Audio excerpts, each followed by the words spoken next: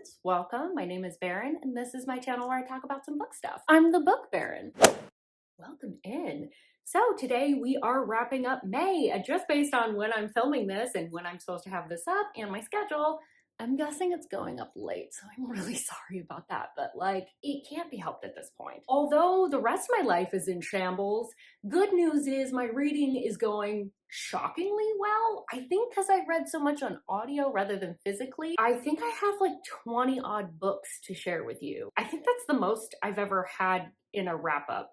So regardless, we've got some 5 stars, we've got some DNFs. Let's just jump into it because your girl didn't have a ton of time to film. So starting off with Swift and Saddled by Lila Sage. This is not on KU. It's the second book in the Rebel Blue Ranch series, or Blue Rebel Ranch? I can't remember, something like that. It's like a Western cowboy, small town, contemporary romance. Ada just had her marriage kind of fall apart, so she's throwing herself into her work. She works as an interior designer, and so she is taking on this project in Wyoming, and it's one of the biggest projects she's ever taken on, and this is hopefully going to put her on the map. She rolls into town, and she's just looking for something to eat, so she goes to the local bar, and doesn't find something to eat, but definitely finds, well, I guess she kind of does find something to eat. She eats face of the cowboy. They have a steamy but very short encounter, which would be fine, except for it turns out this cowboy is her new boss. Thoughts on this? This, I think, was fine as a palate cleanser. I just didn't really connect with any of the characters or their story, and I think part of it is actually the writing style. It's like a little bit too straightforward and direct, where there doesn't seem to be a lot of like nuance or depth. So like, for example, the heroine would be like, oh, I feel so honored that he shared his secret place with me. Or depression is normal, I'm not weird. And these aren't shocking revelations. This isn't adding to the conversation. This isn't capturing the nuance of a feeling that you might have when these things are happening. And then there's also this romanticization, is that a word? Everything in this town, every person she meets is the most beautiful, lovely, most welcoming. Everything she sees is the most stunning, gorgeous. There was just a certain flatness that kind of came with that writing style and that approach to the story. And so overall, it's a good palate cleanser, but for me, this is a 3-star. It's very mid. Next up, I have Cage of Ice and Echoes, and this is by Cam Godwin. It is the second book in the Frozen Fate series, and it's dark romantic suspense. Why choose wilderness survival? So I don't spoil anything because this is a proper series. The first book is about Frankie, and she is abducted from her home and taken into the Alaskan bush.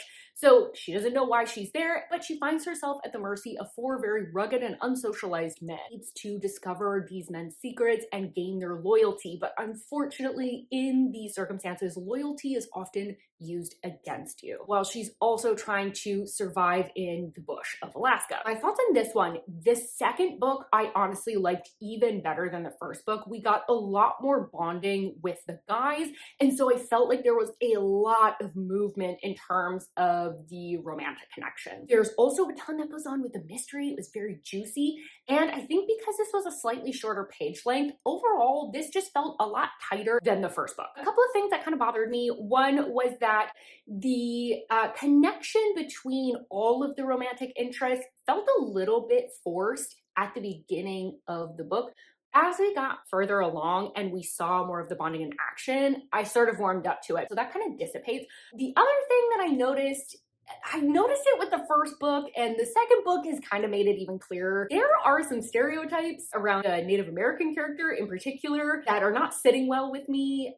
She used the word savage quite frequently. I think this could have used with a Native American or American Indian sensitivity reader because it's feeling a little icky. That said, the majority of the story is very good, and so I did rate this 5 stars. Next up, I have Only for the Weak, and this is by Natasha Bishop. So this is on KU. It's a standalone, and it's a contemporary romance, and it's X's best friend. So Janelle is going to be the maid of honor in her sister's wedding, and so everyone can kind of decompress before this destination wedding. They're all going down about a week early to celebrate and cut loose. Her sister is getting married to Janelle's ex, and while Janelle really doesn't care, everyone seems to think that she does. On top of that, her sister is being a bridezilla, and she just finds herself having to manage everyone's feelings and be really careful with how she interacts with everyone. In order to cut loose and actually relax, she takes up with the best man. My thoughts on this: at the beginning, I felt like it moved way too quickly. There was so many characters we got introduced to, so many different dynamics that we had to get down. The first spicy scene actually came up way too fast for me. I was like, oh, I don't know if I'm gonna like this book. Then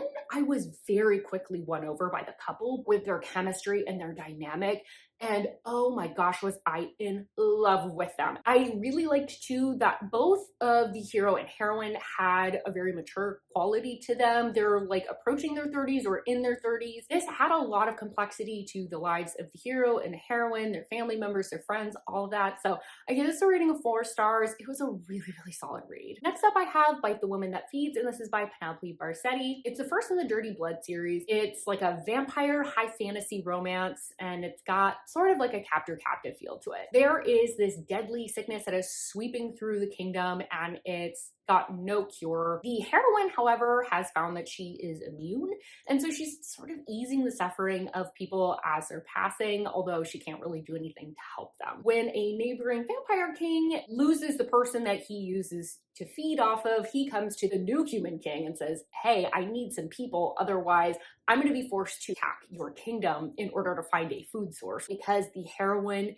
is the only person they know that can't become ill from this disease, they turn her over. My thoughts on this kind of gave me similar vibes to A King of Battle and Blood, but I felt like the relationship was much more well developed and the characters weren't quite as quick with their emotions. So I liked this honestly even more. One thing that I noticed with the world building was that it sort of jumps right in, which is nice if you don't enjoy complex worlds. This one's pretty straightforward because it's kind of told to you as you need to know information. If you are a fantasy reader, that might be something that bothers you, that world building isn't as robust.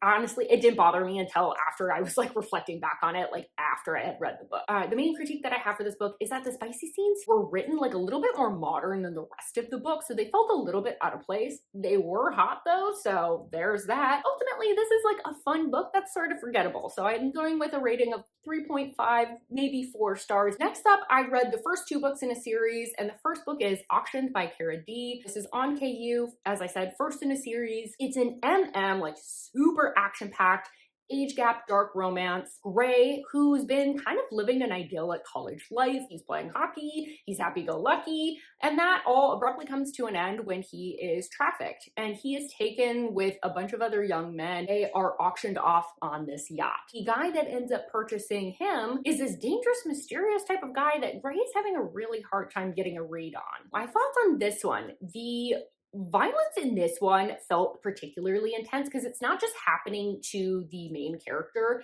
You're seeing a lot of it happen to people around the main character. So you're not only having to deal with hearing about those experiences, but you're also getting the emotions of the main character in addition to your own about what's happening to people that they care about. It does feel pretty intense. It's very action-packed. There's lots going on. One of the main characters has an interest in psychology, and so he's evaluating a lot of things and seeing what's happening around him and able to kind of reflect on some of those theories and what might be happening, that psychological undercurrent that's sort of underpinning a lot of these actions and the things that people are doing. It's very high action, it's very fast paced, so it reads a lot more like an action novel than it does a romance, to the point that I honestly had to go back and double check it was a romance. It is there, it's really slow burn though. So overall, I'm giving this a rating of 4 stars because I had to know what happened. I moved on to Stranded, which is the second book in the series, and this does have to be read in order. It picks up right where the first book left off. Very action-packed in the first chunk of the book. It does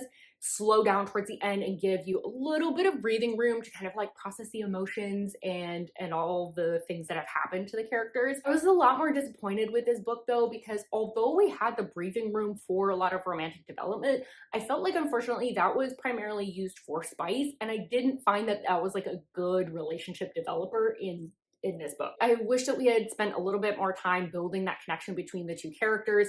And then the ending left off on another cliffhanger, but I'm just not really interested in continuing the series. It sort of felt like it was continuing for no reason. I felt like the story could have wrapped up in the second book. So I'm rating this closer to like 2.5, maybe 3 stars if I'm feeling generous. Next up, I read Older, which is by Jennifer Hartman. This is on KU. It's a standalone. This is a romance that's set in like the 90s. It's age gap. Best friend's dad. Haley has had a pretty rough life. She's an alcoholic mother and a pretty abusive father. So one day she is at a party in the neighborhood just trying to escape her reality for a little bit. She ends up running into a guy named Reed. Their connection really seems to be undeniable.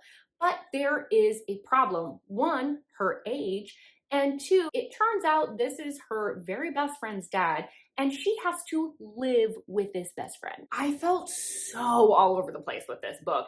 At times, it felt like really nostalgic, and I was loving it. I was just absolutely eating it up. And then other times, I found myself kind of going like, that was an odd choice. The first chapter, I felt like the heroine was acting a little bit too whimsical, especially within the context of like the fact that this is an age gap romance.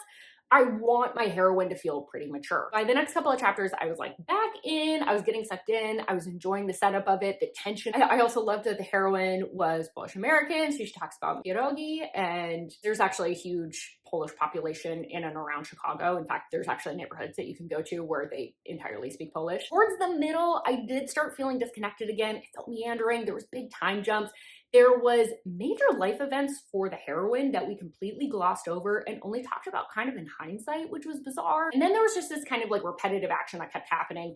We would get them closer, they'd have some secret tryst, then the hero would push her away. Also, around this time, started noticing some weird quirks with Jennifer Hartman's writing that I've never noticed before, so I don't know if it's just this book, but like, some of the ways she described things were a bit nonsensical, like a pepper spray of stars. I know what a spray of stars is, but why a pepper spray? I don't understand what that means in this context. Then by the ending, I'm sort of back on board. The third act played out completely different than I was really expecting it to, but you could see like the seeds of what was gonna happen like in hindsight. So I'm landing somewhere between a 3.5 and a 4 star. I'm leaning a little bit more towards a 4 star, but I was really all over the place with this book. Next up, I have Undeniable, and this is by Madeline Sheehan. This is not on KU. It's first in the Undeniable series. It's an MC age gap dark romance. So when Eva and Deuce first meet, she is 5 and he is 23, and it's at Rikers, a romance for the ages. Eva is there visiting her dad, who's the president of a local MC. These two end up continuing to run into one another, and a romance blossoms, I guess. Thoughts on this? This is definitely not the romanticized version of MCs that you're probably used to. They're possessive and controlling. There's lots of cheating. Humor is not politically correct. It's very off color. They treat women pretty rough. Fascinating to watch both of their lives evolve almost in parallel and then have them kind of like randomly meet up and still find a connection there. It was interesting from that angle, but I wouldn't say that if you're looking for a romance that this is necessarily a great book to turn to. The romance is pretty toxic, and the hero, I'll be honest, I don't think he has really any redeeming qualities whatsoever. I found it fascinating because it was so vastly different than a lot of the MC romances that I've read before, but I'm having kind of a hard time getting over the hero's treatment of the heroine. I also had a hard time with the fact that his nickname is Deuce, and that's my husband's nickname for me. And that was just really weird to read on page, I'll be honest. I think I'm gonna land with a rating of 3.5. I liked it, but I didn't love it. Next up, we have River of Shadows, and this is by Karina Halley. This is on KU. It's a first in a duet. It's a dark fantasy romance that's got some Finnish mythology. So Hannah's estranged father ends up passing away, and she has to go to a remote part of Finland in order to attend his funeral. But things feel off almost from the minute that she lands. Something doesn't feel right, and when she finally discovers that her father's body is missing, she has to confront the fact that something is truly wrong here. And she ends up teaming up with a man named Rasmus, who turns out was her father's apprentice, and he starts filling her in on what's really going on. It turns out her father is a very powerful shaman, and he went to go barter for more life in the realm of the dead. And now she needs to go there to rescue him. But in her attempt to rescue him, she ends up captured by the god of death, and now she has to barter with the only thing that she has, her life. My thoughts on this one, I thought this was really interesting because it's got a lot of familiar gods and goddesses and tropes that you might be familiar with if you've read high fantasy or anything that incorporates mythology, but it had the unique spin of the Finnish naming convention and just the nuances that come with that culture. So it did give it a very unique flavor. I will say with the romance part of this, it took me a long time to figure out what was going on with that. So just a heads up, that is slow to be introduced. Once the romance gets going, it is very hot. I will say that the romantic development, the more intimate side of it, is even slower to get going than the physical side of it. And you do get this sense, even by the end, that you've just barely started scratching the surface with the pacing, that I almost feel like this duet was probably written as a single book at one point and then was divided up just because of the length. I'm really excited for the next book. I feel like there's a lot in store, so I'm rating this 4 stars, and I will definitely be reading the next book. Next up, we have Victor. This is by Theodora Taylor. This is part of a blog that I don't know that I'll ever edit and post because I just can't seem to get around to it. We'll see, that might be coming. This is not on KU, it's the first in a series.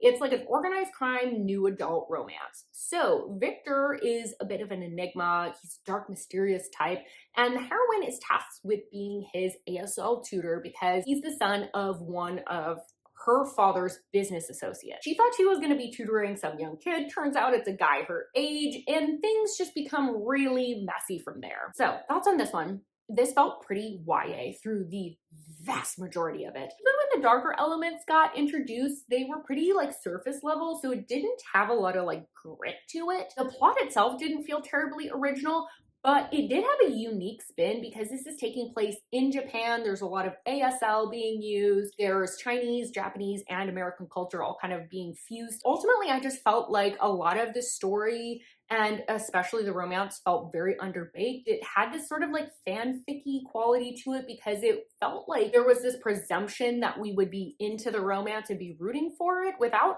doing a lot of development. And they didn't really spend a lot of time together either, which probably contributed to that. A lot of time they even spent together got glossed over. Even though the plot wasn't particularly interesting, a lot of the details and the execution portion was very interesting. So I felt pretty conflicted about this. The cliffhanger makes me think the series will go in a direction that I like even more, but I'll be honest, I felt so conflicted about this book, I'm not really sure if I'm going to continue on. Rating of 3 stars. Next up, we have Counts of 8, and this is by Bryn Ford. This is on KU. It's a first in a proper series of 4 books. It's a captive dark romance. Anya has been serving the 4 families, which is like an alliance of 4 organized crime families, basically. She is their source of entertainment. She dances ballet for them. The man that has her captive is the heads of one of the families. He's very cruel, very sadistic, and Anya's kind of given up hope that she's ever going to be able to escape. That is until he brings her a new dance partner, and that is Ezra. And she is tasked with breaking him in and also training him for an upcoming performance. The problem is that Ezra really isn't breaking, but he is finding that he's becoming attached to her, feeling pretty protective. But in this type of environment, forming bonds can potentially be very dangerous and might be their ultimate downfall. Thoughts on this? This moved pretty slow up until about the 50% mark. You do get to know the characters, but plotting wise, not a lot was really happening. I did like the connection the hero and heroine had because they were both very aware of the impact their captivity was having on the other person, but sort of lacked insight into what was happening with them. Often show more concern for the other person than we do ourselves, suppress our own pain, would rather be in pain ourselves than have that inflicted on a person that we care about. And I felt like it was just such a simple yet very effective way to show their connection and their emotional bond, even though it was very challenging for them to be physically intimate really in any way. I really did see the psychological impact of the unpredictability of this violent environment on them, of how they almost felt safer when the violent pattern was kept. When that pattern was broken, they kept waiting for the other shoe to drop and just didn't know what to expect, and it really messed with them, and it really just provided this constant source of tension throughout the entire book. We're just kind of constantly trying to toe that line of like, life already sucks, who cares if it gets worse, let's just live for the moment, and also self-preservation and acting in line with how their captor would like them to behave. So there was so much tension in this book. 5 stars, ate it up. I started reading the second book. I'm definitely going to get into it. It's just, I had to take a little bit of a break because it is so dark, and I know that this second book is going to get even worse. Next up, I have Her Soul to Take by Harley LaRue. It's on KU. This is the first in a series. It's a dark paranormal romance, and this is a series that is very highly recommended to read in order. Leon is a demon, and he's held captive by a cult and forced to do their bidding. Their latest demand is to stalk and capture Ray, who's going to be used in an upcoming sacrifice or a ritual. That is this like YouTube paranormal hunter type gal that is attending the local university with some members of the cult, and they end up befriending her, which is how she becomes their target. The problem is that the cult no longer has control of Leon, and Leon is finding that he wants Ray for himself. On this, the heroine felt, I don't want to say that she felt immature, but she sort of felt pretty stubborn and just a little bit short-sighted. So oftentimes she was making not the wisest choices. I definitely felt like there was reasoning for it. So I understood it better than I do in a lot of YA books, but it is something to just flag. To bring it back to adult level, she is chronically horny. That is a big part of the book. The spice does happen pretty early. Honestly, I could let that aspect slide because the romance really is in the forefront. There is a lot of plot development, and there's also building intimacy throughout. I also really liked that the demonic gods spiritual system was framed entirely separate from Christianity. So anything related to the church doesn't really have an impact on anything that's going on, which I really appreciated, because a lot of these books, you're kind of inadvertently like confirming Christianity with how the like spiritual structure is set up. So I really liked that was framed as entirely separate. I'm giving this a rating of probably like 4 stars. I definitely enjoyed it, and I'm looking forward to continuing the series. Next up is Funny Feelings, and this is by Tara DeWitt. This is on KU. It's a standalone. It's a rom-com, age gap, single dad, fake dating romance. It doesn't feel that tropey, shockingly, but we have Farley Jones, who is this up-and-coming comedian who sort of has a chance encounter with a formerly like famous comedian that sort of stepped out of the spotlight. They end up forming an instant connection because she knows ASL and his daughter uses ASL because she's deaf. And so he ends up kind of on a whim agreeing to manage her. When the book opens, Farley's just about to make her big break. A couple of very famous comedians have asked her to be part of their tour, and they want her to drum up a little bit of publicity by fake dating someone in order to start getting her name out there. While they have a few people in mind, they're like, you know, it's really convenient. Your manager is a former comedian himself and quite famous, so why don't you two just fake date? Thoughts on this? I was shocked how much I liked this book. Shocked. I do not like rom-com. They do not make me laugh. Honestly, it helps that I kind of pictured the heroine as like Anna Kendrick. So I really just connected with the comedic side of all of this. Some of the jokes didn't quite land. Like some of the bits she would talk about what she was doing, and I was kind of like, eh.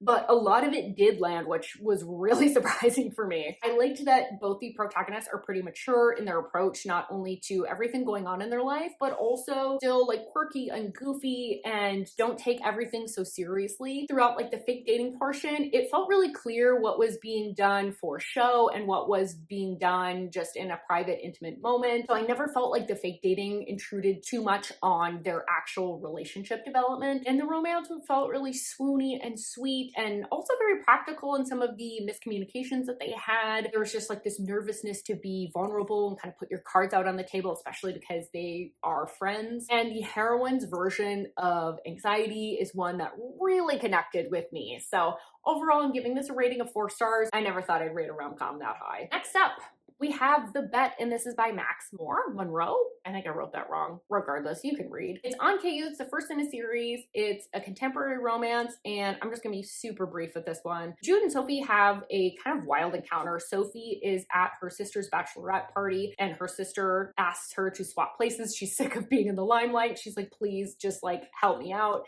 Jude ends up swapping places with their exotic dancer that's supposed to be at this party, and so they're both pretending to be people that they're not. They end up continuing to run into each other and hooking up, and Jude sort of is like, haha, it's all fun and games, right? But Sophie kind of secretly wants more. So I DNF'd this about 50% in. The writing was driving me crazy. I could not handle it. There was quite a few things happening with writing. One, every person we ran into, the main character, whoever's perspective we were in, had to notice and appreciate something about that person. They were either perfect at X, they were quirky with what, and they really loved that about them. And there was a lot of using that to virtue signal, especially with the hero, because the hero is a massive jerk to the heroine. And so it was like a way for them to be like, see, he doesn't hate all women, just the women he's hooking up with. See, he's a feminist because he wants his young niece to succeed in life and not be squashed by the patriarchy. I feel like you're trying to tell me that the hero isn't that bad, but objectively through his actions, he's horrible. There was no chemistry, there was no relationship development. It was just them sort of like talking about how they felt really drawn to each other, hooking up, and then the hero sneaking off and the heroine then pining after him. It's in repeat. There was also this weird insistence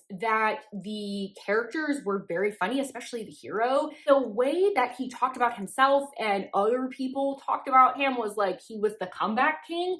And I'll be honest, this was the most vanilla banter I could have imagined. The final straw for me was when the hero explained why a joke he made was funny. You know how that always makes a joke funnier? Good Lord, I could not handle it. I would give it no stars if I could, honestly, but I'm not rating it because I did DNF it. Next, I read the first two books in the King series, and that is King and Tyrant by T.M. Frazier. It's our on KU. It's an age gap, organized crime, amnesia romance. So this is about Doe, and she wakes up and has no memories, ends up living pretty rough because she has some issues in the foster care system. No one seems to be looking for her. And so she is living on the streets. She's desperate really just to find like a decent place to sleep and to get some food in her belly. And so she ends up going to a party with the hopes of finding someone from the motorcycle club that'll take an interest in her and hopefully take her on as this like gal. But instead she ends up finding King, and he is a recently released drug ring operator. The first book was rough and gritty and intriguing, and you did have like a little mystery with the amnesia side of things of like, who is Doe really? But unlike Undeniable, which kind of had like a lot of similar feels, the hero felt way more redeemable. Like he was definitely gray, but he treated the heroine overall pretty decently, although he did give me a little bit of like hot and cold whiplash at times. The ending was like emotional and scary, and I was mad, and it was a wild ride. So I gave that one a rating of 4 stars. Tyrant, on the other hand, a lot of this book, the hero and heroine were entirely separate. We find out a lot about the heroine's backstory, which seemed to be the primary purpose of this book. But there was a lot that was set up, and then the author just kind of went like, haha, gotcha, I just lied to you. There was a lot of repetition with like big bad was coming after them, and then they would take care of it, and then even bigger bad would come after them, and it just sort of got old because everyone's life was always in danger. It got to a point where it was happening so often that it lost the emotional impact. By the end, we were almost in the exact same situation that we were in the end of the last book. So I didn't feel like we really made any progress with the story other than finding out about Doe's backstory. And honestly, the ending on this one kind of made me mad because he was way too domestic for someone who operates a drug ring and an 18-year-old. Like, it just didn't make sense. So I'm rating this one 2 stars. I was really disappointed because that first book was really intriguing and I really, really liked it. Next up, I'm not going to spend a lot of time on this one. I DNF'd this so early on. It was Existence by Abby Glines. It's basically a paranormal romance. It was way too YA for me. The characters were very flat. The story was very flat. It was basically the heroine hated a jock because he's a jock and he can't have deep feelings like she has. But then she ends up having to get to know the jock because she's tutoring him, and it turns out he does have deep feelings, like he cares about adoption. So I was like, oh, I don't care about any of this, so I'm not rating it. I DNF'd it very fast. Next up is Stolen by the Wolves, and this is by Likes Robinson. This is on KU's, the first in a series of 6 books. It's incomplete, warning here. It's a building why choose. This specific book is not a why choose. It's Omegaverse. Got like a fantasy Vikings historical kind of vibe. This is set in the year 870, and the Vikings are invading. No land is safe at this point. Tamsin has safely been living within the confines of a pretty secretive kingdom. But with the threat of the Vikings coming in, they now have to kind of call in some alliances that they plan to make. And that's going to happen through a series of weddings with a neighboring kingdom. Tamsin is one of the brides. They don't realize as they're celebrating and preparing to make these alliances through the weddings, that they've actually let the enemy in through the front door. So my thoughts on this one, there is so much that you have to learn in terms of the political and cultural landscape because it's like sort of historical, but it's sort of not. First 15% is a lot of getting a lay of the land, understanding what's going on. We have a lot of complexities with the culture and political landscape. Like there's like no info dumps. I was just so impressed with how the world building happened. The pacing on this is very slow and steady. Not to say that there's nothing happening, there's lots going on, but the pacing of the plot is very slow, steady, but the scenes themselves are very high impact and full of tension. I loved that there was just very casual queerness. There was tons of commentary about like female rage, rape culture, consent. There was so much kind of underpinning all of these conversations and the cultures of these different communities. The heroine, she sort of reminded me of like Kate Daniels almost, that Alona Andrews series. I can't remember the name of it, where she can kind of be brash and a little bit naive at times, but she is sort of capable, and she's also willing to admit that she's wrong or change her mind about things as she kind of gets new information or becomes more empathetic towards someone and learns more about them. So I really appreciated that quality. I loved too that the hero was like definitely the enemy, but also so protective. Their dynamic was just very, very yummy. I absolutely adored him. And I just felt like everything about this story was just really well balanced, really well executed. For Omegaverse readers, I do just want to like flag, this is very low spice and there's only one romantic connection being made in this story. So I know that it's supposed to pick up in the second book, but if you're going and looking for that, like just a heads up, like that you're not going to get it in this book. But anyways, I rated that 5 stars. I absolutely ate that book up. I cannot wait to read the next book. All right, next up we have Just for the Summer, and this is by Abby Jimenez. So this is not on KU. This is the third in an interconnected series. It's a contemporary romance, and it's sort of got like an element of fake dating. I just realized I have the Target sticker still on there. You know what? We're not going to bother with that. So Justin ends up posting on the Am I an Asshole Reddit thread and ends up revealing to the world that he sort of has this curse where every woman that he dates ends up getting married to the love of their life after they break up with him. And Emma, our heroine, is like, this is crazy. I have the same problem. So she ends up sliding into his DMs. They commiserate about this issue, but eventually solidify some plans to maybe fake date to hopefully cancel out each other's curse. They're gonna date each other and plan to break up so that they can then go on to find the loves of their lives. Problem is that Emma's a traveling nurse. At present, she's in Colorado. She's planning to go to Hawaii. Her assignment doesn't take her anywhere near Minnesota, where Justin is located. She makes a wild pitch to change her plans to go to Minnesota. She's just gonna go and enjoy her time with Justin and have a little fun adventure. But there's a couple problems that are kind of bearing down. Justin his life is kind of in the middle of imploding. And for Emma, her narcissistic mother ends up popping back up in her life and really just wreaking havoc. So my thoughts on this, Abby Jimenez never fails to make me laugh with the book, but this book also made me cry. So I've officially lost my V card. I have a book that has made me cry. Is it my tanking mental health? Is it that the book's actually this sad? We'll never know, and I'll never tell you. But I really appreciated the heroine's stress of having a family member that really doesn't love her in the same way or at all, but still feeling that connection, that bond, that willingness to love that person despite everything and hoping that they're changing, and also having to manage the emotions and reactions of the people around you that do love you like that, and how difficult that can really be. Hero, I loved him because he's got that like golden retriever energy, but he's got a little bit of like anger to him where he's not perfect by any means. And he does have these little moments of like hurt and rejection that really just like cut deep. I also loved the heroine's friend Maddie. Their banter, their inside jokes, like that just felt like such a real connection. I was just so impressed. That friend felt so fleshed out and played such an integral role. I absolutely adored her. If I had to be picky, which I could be, I wish that the heroine had been able to show up a little bit more for the hero. The hero shows up in some pretty big ways, even though his life is crumbling. He shows up in little ways, but I wanted a few bigger gestures from her. I'm giving this a rating of 5 stars. I love this book. I think this is my favorite in the series so far. Except we have 2 books in the same series. So we'll start off, we have 7 Years by Danica Dark.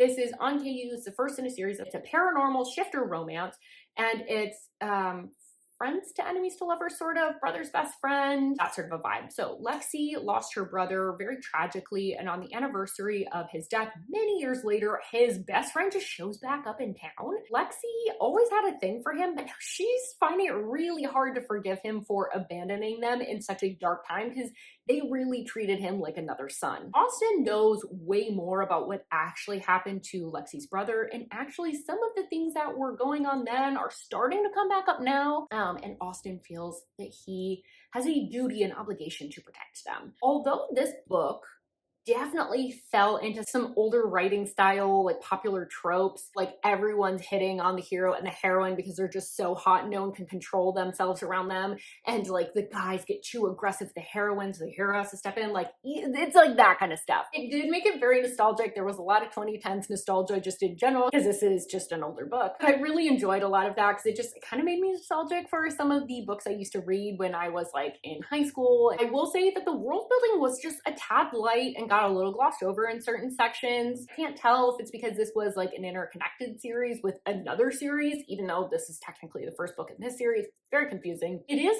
lower in spice, and the hero does sing in the middle of one of the scenes, which I just didn't like at all. But overall, I had a good time with it, so I'm giving a rating of 4 stars. I did continue on to the second book in that series, which is 6 Months. It's different hero and heroine, but in a linear timeline, so you have to read it in order.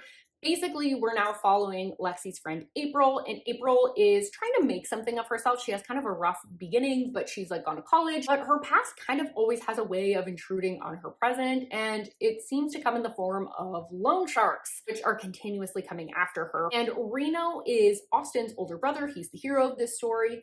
And he is a PI in the shifter world, and lately he finds that his wolf is just constantly drawn to the city for some reason, and it isn't until Reno and April are reintroduced that he realizes what the pull is, and it's her. Thoughts on this one? I did not like this one nearly as much. In fact, I kind of disliked it quite a bit. Probably should have DNF'd it, but because I liked the first book so much, I really just thought that this was gonna like turn around at some point. I hated it because April really is incapable of making decisions for herself. There's always someone else making the decisions or pushing her in a direction, whether it's her guy friend, Lexi, Reno, the love interest, the loan sharks. Regardless, it never seems like April makes a lot of decisions for herself. And when she does, it's because she wants to run away from her feelings and from the hero. Hated the subplot with the loan sharks. It just kept coming back and coming back and coming back. And it was so irritating.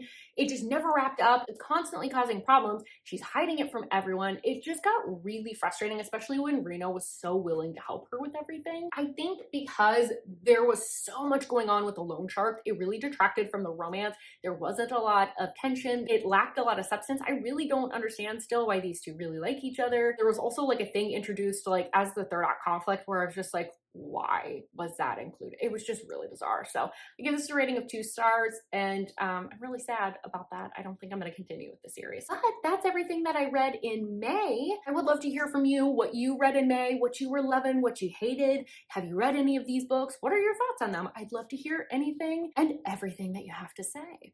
So with all of that, thank you so much for being here. Don't forget to like this video if you like it, subscribe if you want more content from me, and I really, really hope I see you on my next video. Bye-bye.